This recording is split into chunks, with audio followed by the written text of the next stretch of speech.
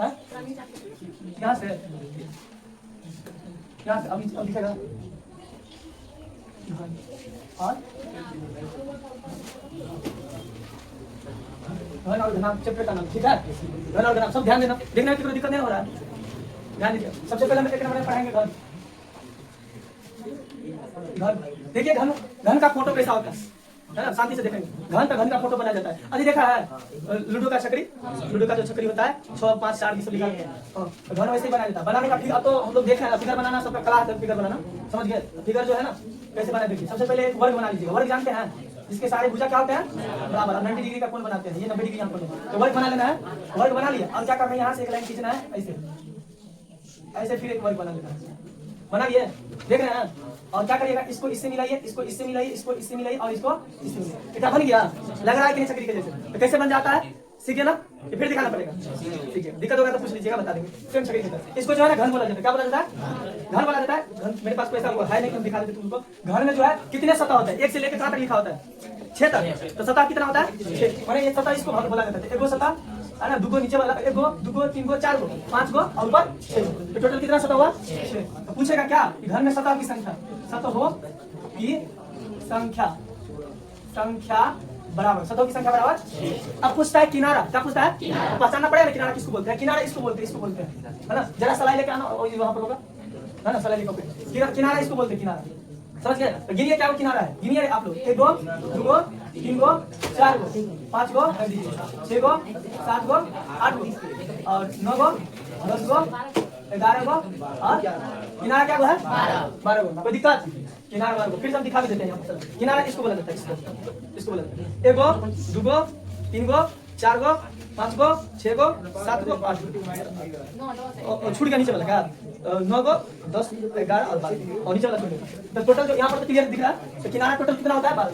पूछेगा आपको ऑब्जेक्टिव में आएगा घन के किनारों की संख्या। अभी घन के बारे में पढ़ रहे हैं, बार बार हम घन लिखेंगे नहीं, टुकड़े में लिख दिए घन। तो घन के किनारों की संख्या, किनारों की संख्या, घन के किनारों की संख्या बराबर। अब शीर्ष पूछता है, शीर्ष किसको कहते हैं, इसको शीर्ष पॉइंट है ना, इसको शीर्ष कहते हैं, समझिए इसको शीर्ष कहते हैं। शीर्ष क्या देखिए, 1 2 3 4 5 6 7 8, शीर्ष की संख्या कहते हैं 8।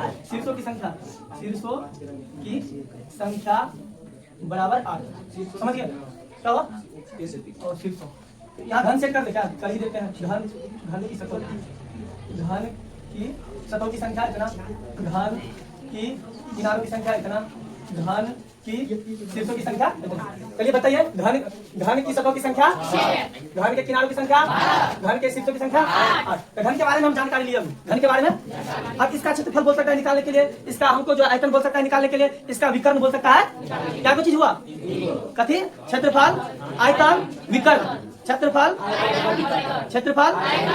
क्वेश्चन भी उतना ही में से पूछेगा, समझ गए। तीनों का समझ जाएंगे तो आराम से हो जाएगा। तो चलिए बताते हैं यहाँ पर। अब क्या होता है कि घन के क्षेत्रफल बराबर, क्योंकि क्षेत्रफल का फॉर्मूला मालूम रहेगा तब तो बना पाएंगे ना।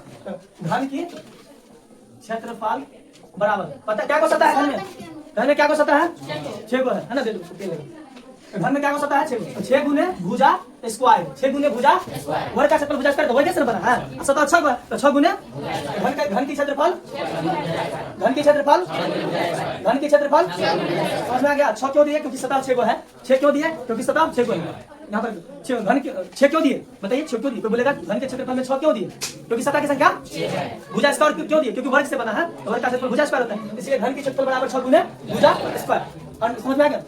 अब देखिए क्षेत्रफल तो समझ गया, अब घन की आयतन ना, नंबर दे दे, क्या नंबर दे दे, सही रहेगा ना, 1 2 3 4 5। अब घन की आयतन बराबर, घन की आयतन बराबर मालूम है क्या होता है, भुजा क्यूब। घन की आयतन बराबर भुजा क्यूब। अब कोई लिखेगा इसको ए क्यूब, क्योंकि भुजा को इंग्लिश में ए नहीं दे देता है, समझ गया। तो कोई ए क्यूब लिखेगा या भुजा क्यूब लिखेगा, कहीं किताब में आपको ऐसे मिलेगा, दोनों चीज क्या है सेम है। तो घन की आयतन हो गया भुजा क्यूब। चलिए अब आता है घन की विकर्ण। क्या होता है घन की विकर्ण बराबर रूट अंडर 3 गुने भुजा, रूट अंडर 3 गुने भुजा। घन की विकर्ण रूट अंडर 3 गुने भुजा। ये टोटल घन की बात हो गई। ये टोटल क्या चीज की बात हुआ, घन की बात हुआ, समझ गए। अब हम इस पर एग्जांपल आपको दे देंगे, आप बेहतर तरीका से समझिएगा। अब मान लीजिए हम एक क्वेश्चन सेट करते हैं, क्या दिख रहा है ना, देख लीजिए सही है। यहाँ हम एक क्वेश्चन सेट करके सबको समझा रहे हैं कि बनेगा कैसे। किसी को भी नहीं आता, सबको बनेगा, बस इस फॉर्मूला याद रखिए। एक बार हम विभाजित कर लेते हैं। बताइए घन की सतहों की संख्या 6, घन के किनारों की संख्या, घन के शीर्षों की संख्या, घन के क्षेत्रफल, घन की आयतन, घन की विकर्ण।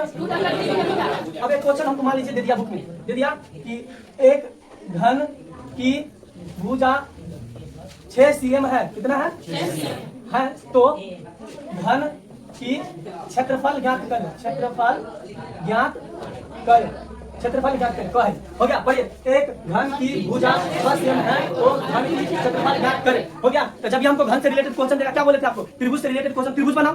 घन से क्वेश्चन, हम घन बनाना सिखाए, फिर सिखा रहे हैं आपको, ध्यान दीजिएगा। तो तुरंत यहाँ लिखेंगे हल। देखिए बनाने का तरीका होता है, पहले हल दे दिए, यहाँ पर घन बनाएंगे, एक वर्ग पहले बना लो, ऐसे करके, ऐसे करके एक वर्ग बना लिया, वर्ग बन गया। फिर इसमें ऐसे चेक करना, बीच से देखो, बीच में ले जाना है और इसको ऐसे नीचे खींचना, और फिर इसको ऐसे खींचो, ऐसे खींचो। अब इसको मिला दो ऐसे, और इसको ऐसे, और इसको ऐसे मिला दो, बन गया घन। घन बनने के बाद क्या कहता है? भुजा कितना है? भुजा इतने ना कहता है, भुजा क्या कहता है? किनारे को क्या कहते हैं? भुजा। घन के भुजा 6 cm। तो लिखना क्या है कि दिया है, दिया तो सीधा लिखो, घन की भुजा, घन की भुजा बराबर 6 cm, और cm यहाँ भी दे दो। इसीलिए घन की क्षेत्रफल पूछ रहा है ना, पता कर लेंगे क्या पूछ रहा है, हर चीज सवाल भी दे रहा है। भुजा दिया है तो भुजा लिख दो। अब पूछ रहा है घन की क्षेत्रफल ज्ञात करिए, तो घन की क्षेत्रफल बराबर, बताइए क्या होता है?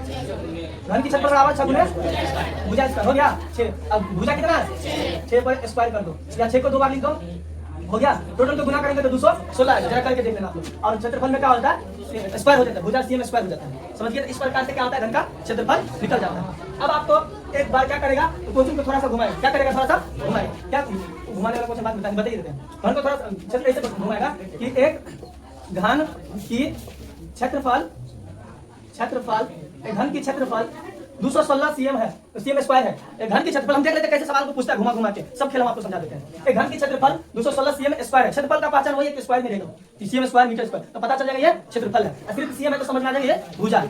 तो एक घन की क्षेत्रफल 216 cm स्क्वायर है, तो घन की भुजा ज्ञात करे। घन की क्या करे? ज्ञात भुजा करते। तो फिर से हम 2.5 से घन बना लेंगे, हल दे देंगे पहले, हल, और यहाँ पर घन बनाएंगे।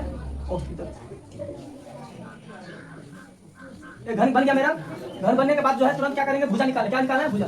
भुजा दिया नहीं, तो क्या भुजा नहीं दिया तो क्या दिया? घन की क्षेत्रफल दिया है। पहले हम लिख देंगे भुजा बराबर वाट, भुजा बराबर वाट, क्योंकि निकालना है नहीं पता है। अब घन की क्षेत्रफल दे रखा है, तो जो चीज पूछेगा उसी चीज से आएगा। दिया क्या है? घन का क्षेत्रफल, उसी से भुजा निकलेगा। इसीलिए घन की क्षेत्रफल बराबर कितना दे रखा है? 216। घन का क्षेत्रफल का फॉर्मूला पीछे लगा दो, 6 गुने भुजा स्क्वायर बराबर 216। और क्या करो? इसीलिए भुजा स्क्वायर बराबर 216 बटा में 6 हो गया। इसको कट करो, इसके लिए भुजा स्क्वायर बराबर कट करो, 6 का 6 और क्षेत्रफल 36 18। 21 में से 21 आदमी था, 18 आदमी मर गया। क्या बच गया? 3 आदमी। 6 का 36, 3 आदमी तो 3 आ गया ना, 3 पर 36, 6 का 36, तो टोटल मिला। इसीलिए भुजा बराबर 36, स्क्वायर हटी था 36 और 36 का वर्गमूल 6 cm। क्या भुजा आ गया 6? ऐसे घुमा के सवाल पूछता है। समझ में आया बात? समझ में आ गया ना? आप उतारिए।